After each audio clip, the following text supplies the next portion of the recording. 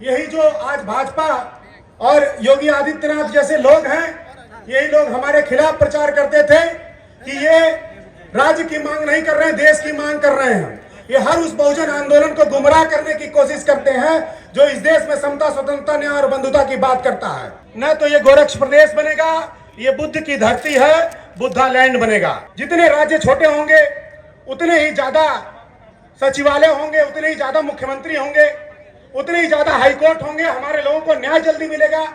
राज्य छोटे होंगे तो राजधानी नजदीक होगी, हमारे लोग दिल्ली नहीं जा पाते, लखनऊ नहीं जा पाते हैं। राजधानी नजदीक होगी तो अपनी बात ये रख लेंगे, और हाईकोर्ट अलग होंगे तो मुकदमों की संख्या कम होगी, तो हमारे लोगों को न्याय जल्दी मिल जाएगा। सभी लोगों को 2 मिनट बैठ जाइए। नमो बुद्धाय, जय भीम के साथ मेरा अभिवादन।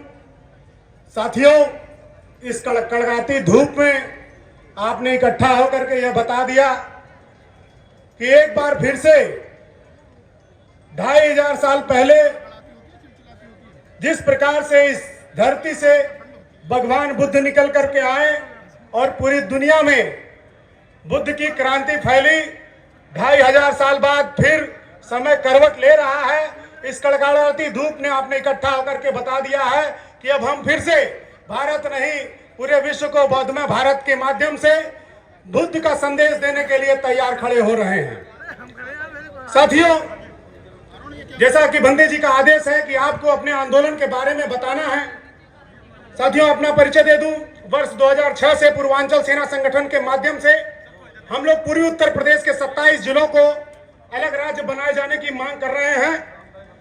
साथियों, हमारी जो मांग है वह संवैधानिक मांग है, बाबा साहब अम्बेडकर की मांग है।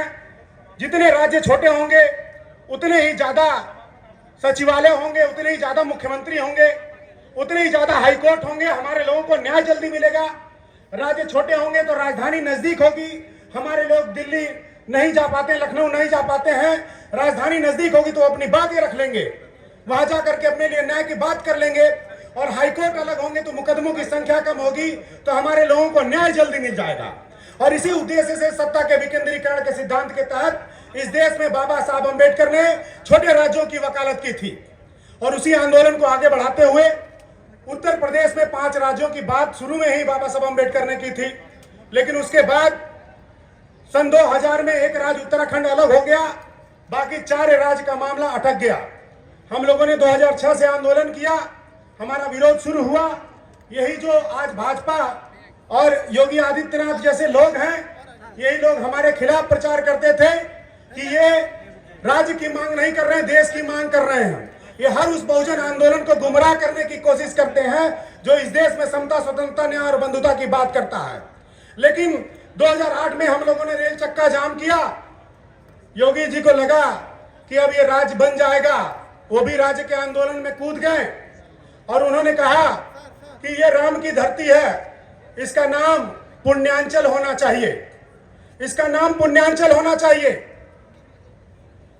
उसके बाद 2014 में योगी की सरकार, मोदी की सरकार आती है, गौरक्षा के नाम पर हत्याएं शुरू होती हैं।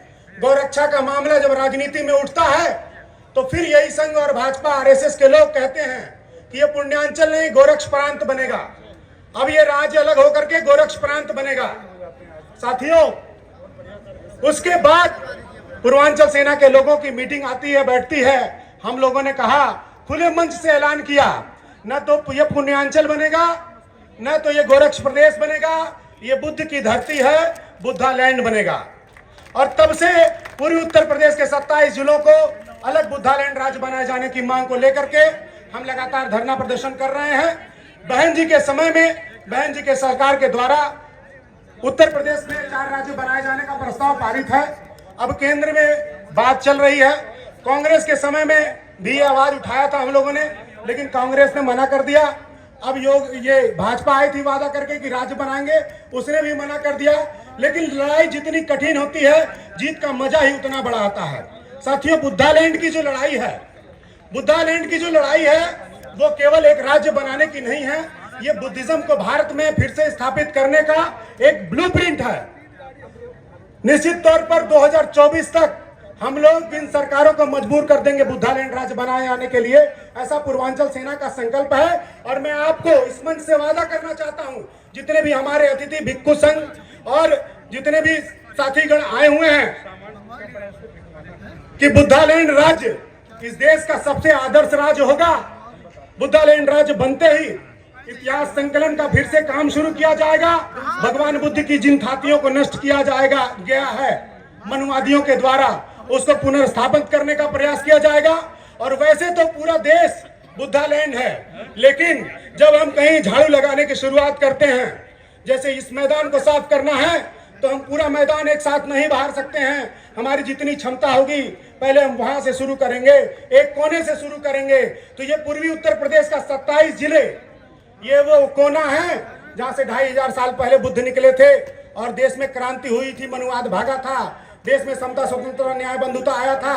2500 साल फिर बुद्धालैंड राज्य के माध्यम से इसी कोने से हम फिर वो शुरुआत करने जा रहे हैं। और हम जानते हैं कि पूरे देश में मनुवाद के खिलाफ माहौल चल रहा है, आंदोलन चल रहा है, लेकिन हम कोशिश करेंगे उस माहौल में, उस आंदोलन में कंपटीशन करके सबसे आगे निकलने की।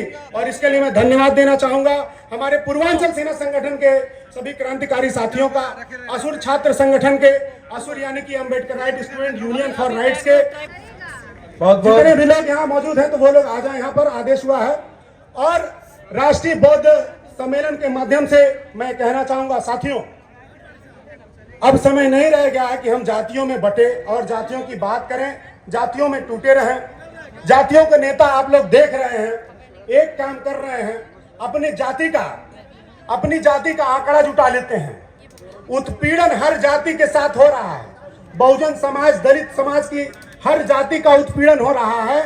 जाति के नेता क्या करते हैं, अपनी जाति के उत्पीड़नों को पकड़ करके 10-5 उत्पीड़नों को लेकर के अपनी जाति के लोगों के बीच में जाएंगे और बोलेंगे हमारी ही जाति के साथ उत्पीड़न हो रहा है। ऐसा नहीं है, हर जाति के साथ उत्पीड़न होता है। और ये जाति के नेता जब एक बार अपनी जाति इकट्ठा कर लेते हैं, तो जा करके बीजेपी और आरएसएस के हाथों में अपनी जाति का वोट बेच देते हैं। आप तमाम जाति के नेताओं को देख रहे होंगे, इसलिए जातीय सम्मेलनों में जाना बंद कर दीजिए, जाति के नाम पर बने संगठनों में जाना बंद कर दीजिए। और सबसे बड़ी बात, हमारे बड़े बड़े विद्वान कहते हैं यादव समाज, धोबी समाज, चमार समाज, पासी समाज।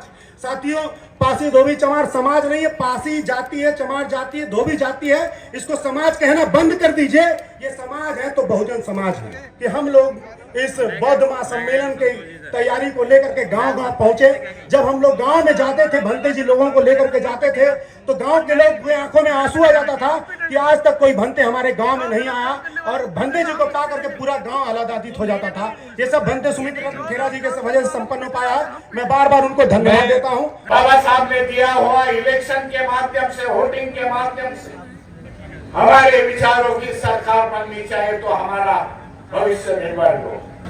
10 ऐसे भंते जी मिल गए होते तो ये उत्तर प्रदेश की छवि हम लोग बदल दें। भंते जी को बोलता, बुद्धिस्ट सोसाइटी ऑफ इंडिया आपके साथ। हमारे भी आने वाले 5 दिन में मेरे 5 कार्यक्रम विविध जिलों में लगे हुए, बौद्धों के ट्रेनिंग सेंटर लगे हुए हैं, महिलाओं का ट्रेनिंग सेंटर है। वहां बौद्ध धर्म कैसा अपनाया जाएगा, बौद्ध धर्म की शिकवन कैसी हो, वो हमें हम लोग 10 दिन में पढ़ाते। आह्वान करता हूं, खाली बौद्ध बनने से, मैं आचरण से बौद्ध बन, विचारों से बौद्ध बन लो। हमारी छवि बौद्धमय होनी चाहिए। हमें संस्कृति, यहाँ बौद्धमय संस्कृति बनानी चाहिए। देश की छवि हमें बदलनी है। जो विषमता की छवि है, हमें समते की छवि लानी पड़ेगी, भाईचारे की छवि लानी पड़ेगी, करुणे की छवि लानी पड़ेगी। सभी को धन्यवाद देता हूं, ज्यादा समय न लेते हुए। आप सभी इतने समय से करीब 6 घंटे आप बैठे हैं, आपको धन्यवाद देता हूं। सम्मेलन से जाने से पहले संदेश लेके जाना, भाई बाबा साहब के विचारों के साथ, बाबा साहब के दिए हुए सोचते के साथ हमें जाना, हमारा धम्म हमें आगे बढ़ाना। एक दफे समाज का फाउंडेशन, धार्मिक फाउंडेशन मजबूत होता है तो राजनीति, समाज नीति हमारे साथ है, ये भी सोच लो। सभी को धन्यवाद देते हुए नमो बुद्धाय, जय भीम, जय संविधान। नेशनल दस्तक की आपसे गुजारिश है कि अगर इसको बचाना चाहते हैं तो नेशनल दस्तक को सब्सक्राइब करने के लिए रेड कलर के सब्सक्राइब बटन को दबाएं, फिर बेल आइकन की घंटी दबाएं। नेशनल दस्तक को बचाने के लिए बहुत जरूरी है कि हर खबर को शेयर करें, लाइक करें, कमेंट जरूर करें।